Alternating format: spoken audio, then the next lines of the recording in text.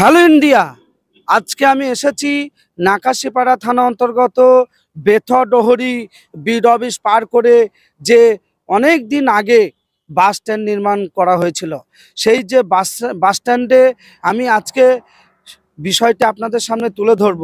কেননা এই যে বাস স্ট্যান্ডটা আপনারা দেখতে পাচ্ছেন, দীর্ঘদিন ধরে অচল হয়ে এখানে বাস না দাঁড়ায় এবং এখানে এই বাস স্ট্যান্ডটা ব্যবহার হয় না বাস স্ট্যান্ড হিসাবে, এবং এখানে এই বাস স্ট্যান্ডে বিভিন্ন অনৈতিক কাজ কিন্তু হয়। দেখতেই পাচ্ছেন কিভাবে এখানে খাবার দাবার খেয়ে অপরিষ্কার অবস্থায় ফেলে রেখে গেছে। পরিবেশটা দেখুন, এবং আপনারা দেখতেই পাচ্ছেন একটু ঘুরিয়ে ঘুরিয়ে কত অপরিষ্কার জায়গা এবং এই জঙ্গল হয়ে পড়ে আছে। কিন্তু সরকারের কোটি কোটি টাকা কিন্তু ব্যয় করে এই বাস স্ট্যান্ডে নির্মাণ কাজ করা হয়েছিল, এবং এখানে বাস স্ট্যান্ড করারই কিন্তু জন্যেই এত টাকা খরচা করেছে। এখানে দেখতেই পাচ্ছেন পুরো জঙ্গল হয়ে, এবং এই যে বিভিন্ন বিচুলিওয়ালা তারা কিন্তু এটা বিচুলির ব্যবসা কেন্দ্র হিসাবে এই জায়গাটা কিন্তু মানে ব্যবহার করা হচ্ছে। অবশ্যই দেখতেই পাচ্ছেন এই যে এত বড় এলাকা, এবং এই যে বাস স্ট্যান্ড হিসাবে যে বাস স্ট্যান্ড নির্মাণ করা হয়েছিল কোটি কোটি টাকা খরচা করে, বিভিন্ন এলাকায় দেখেন এই ভিতরে জঙ্গল হয়ে পড়ে আছে, এবং এই জায়গাটা পুরো ফাঁকা হিসাবে পড়ে থাকে। তো কাকা, আপনার বাড়ি? কাকা, আপনার বাড়ি? বামনডাঙ্গা। ও, তো বলছি এই জায়গাটা অ্যাকচুয়ালি কি বাস স্ট্যান্ডের জন্য? তো হ্যাঁ, বাস স্ট্যান্ডের জন্য। এটা বাস স্ট্যান্ড। তো অ্যাকচুয়ালি বাস স্ট্যান্ড কি ব্যবহার করা হয়? বাস স্ট্যান্ড এখনো বাস তো চালু নাই। আচ্ছা চালু নাই বলে সব কাজ হচ্ছে। আচ্ছা, তো বাস স্ট্যান্ড এখনো চালু হয়নি তাই বলছেন তো? হ্যাঁ, চালু হয়নি।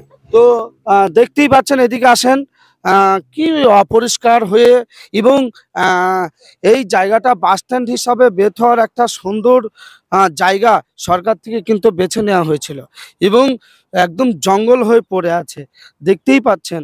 এবং এই বাস স্ট্যান্ডটা অ্যাকচুয়ালি বাসের স্ট্যান্ড হিসাবে ব্যবহৃত না হয়ে বিভিন্ন অন্যান্য কাজে কিন্তু ব্যবহার করা হয়, সেটা আপনারা দেখতেই পাচ্ছেন। নদীকেও বসার বিশ্রাম ঘর করা রয়েছে, এবং পুরো রাউন্ড একটু ঘুরিয়ে দেখাবেন এই বেথুয়াডহরির যে বাস স্ট্যান্ড। অ্যাকচুয়ালি বেথুয়াবাসী কিংবা নাকাশপাড়া ব্লকের অনেক ব্যক্তি এখনো কিন্তু এই বাসের স্ট্যান্ড কোথায় সেটা কিন্তু অনেকেই জানে না।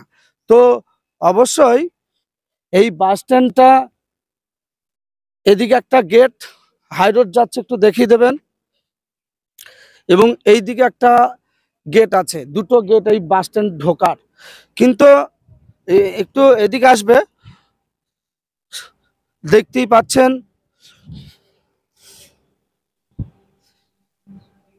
ভালো আছেন কাকা?